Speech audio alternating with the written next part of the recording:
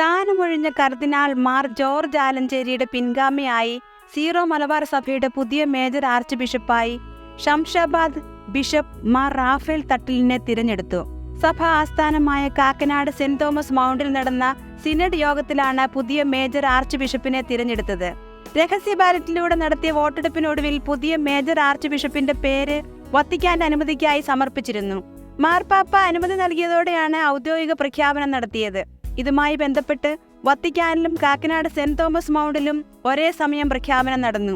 Major arch ബിഷപ്പിനെ പ്രഖ്യാപിച്ചതോടെ synod സമ്മേളനം അവസാനിച്ചു. മേജർ ആർച്ച് ബിഷപ്പിനെ തിരഞ്ഞെടുക്കൽ മാത്രമാണ് സിനഡിന്റെ അജണ്ടയെന്ന് സീറോ മലബാർ സഭ അഡ്മിനിസ്ട്രേറ്റർ മാർ സെബാസ്റ്റ്യൻ വാണിയപ്പുരയ്ക്കൽ അറിയിച്ചിരുന്നു. സീറോ മലബാർ സഭയുടെ 4ാമത്തെ മേജർ ആർച്ച് ബിഷപ്പാണ് തൃശൂർ രൂപതാംഗമായ മാർ റാഫേൽ തട്ടിൽ. തൃശൂർ രൂപതയുടെ സഹായമെത്രാനുമായിരുന്നു.